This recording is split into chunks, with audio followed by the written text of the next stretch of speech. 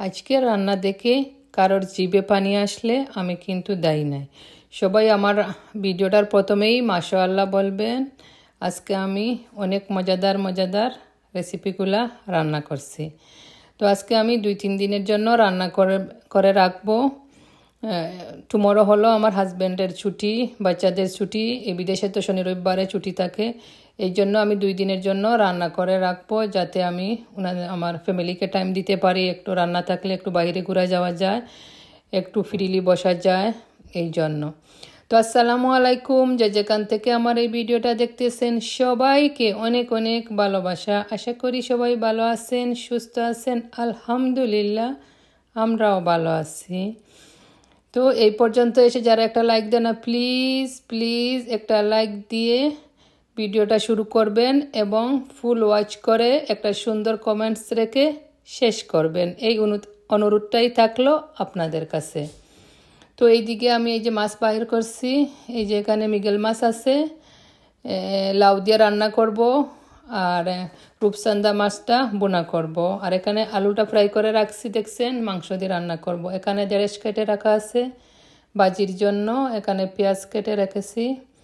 আর এইদিকে এই যে মাংসটা আমার বসাই দিছি। এই যে মাংসটা অলরেডি বোনা হইতেছে, পানি বাইর হয়ে আসতেছে। এই যে ভালো করে মাংসটা বুনে নিব।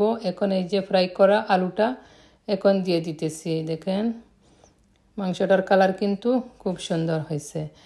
এখানে বিদেশে তো আমরা 5 দিন কাজ করি আর 2 দিনই ছুটে থাকে, বাচ্চারাও স্কুল কলেজ সব কিছু বন্ধ থাকে। তো অ্যাটলিস্ট চাই একটু রান্না টান্না একটু আগোয়া রাখলে ছুটির দিনে একটু বাইরে গেলাম, একটু ঘুরলাম, একটু মজা করলাম। এখন তো আস্তে আস্তে সামারটা আসতেছে, বাট এই জন্য একটু রান্না টান্না করে রাখলাম। দেখেন আমার আলুটা কথা বলতে বলতে অলরেডি আমার আলুটা হয়ে গেছে। একটু ধনিয়া পাতা দিয়ে এখন বন্ধ করে রেখে দেব।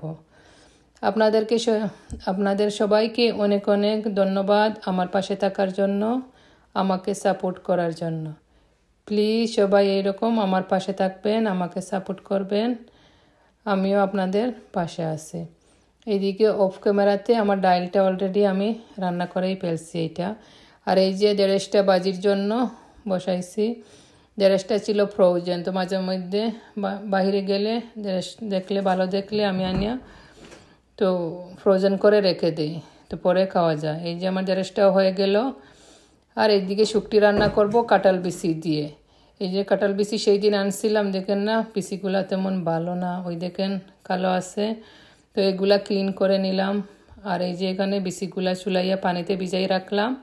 আর এইদিকে আমার গজারের শুকটিগুলা বুনতেছি বিচি দিয়ে রান্না করার জন্য। এই দেখেন সুন্দর কালার হইতেছে। এই যে আমার কাঁঠাল বিচিগুলা কেটে ধুয়ে সুন্দর করে দিয়ে দিলাম। এখন আস্তে আস্তে হতে থাকবে। এই যে অলরেডি হয়ে গেছে। এখন ধনিয়া পাতা দিয়ে রেখে দেবো। দেখেন বিচিগুলা গলে নাই, একটা একটা রয়ে গেছে। কি সুন্দর হয়েছে বিচিগুলা দেখতে। কারা কারা আমার মতো এইরকম কাঁঠাল বিচি শুকটি দিয়ে খেতে পছন্দ করেন কমেন্টস করতে ভুলবেন না।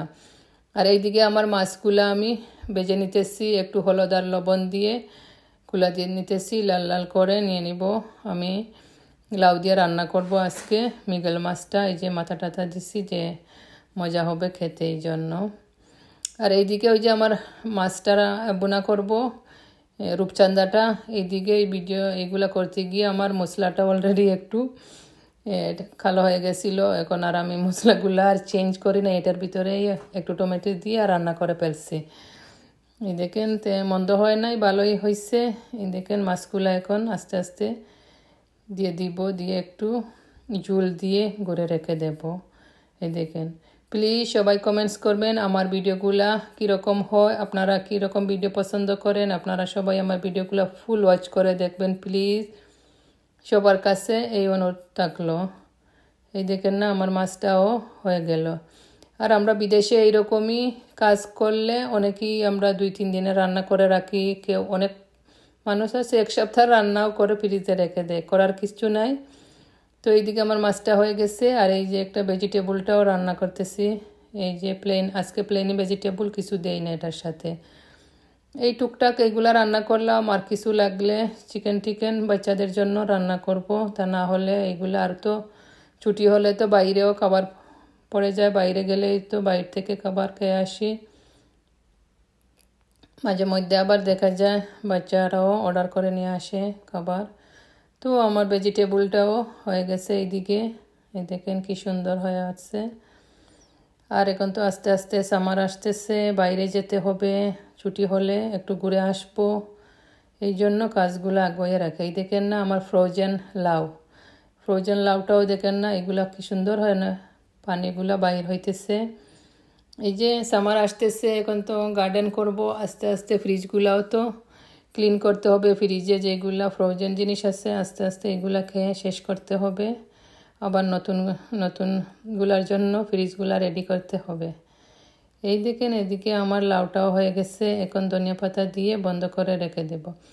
লাউতে কিন্তু একটুও পানি দেই নাই, দেখছেন কি সুন্দর লাউ হয়েছে।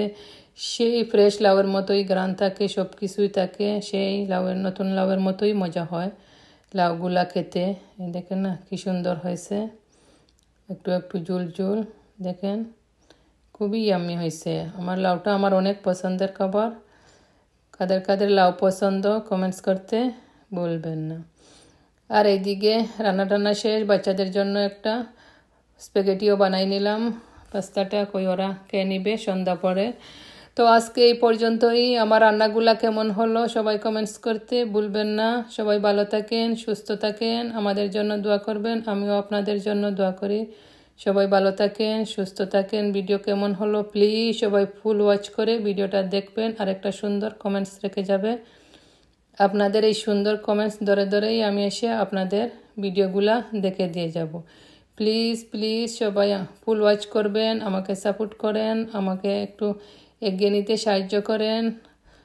অনেক ধন্যবাদ আমার সাথে থাকার জন্য আপনারা এতটুক পর্যন্ত। আজকে এই পর্যন্তই, বাই।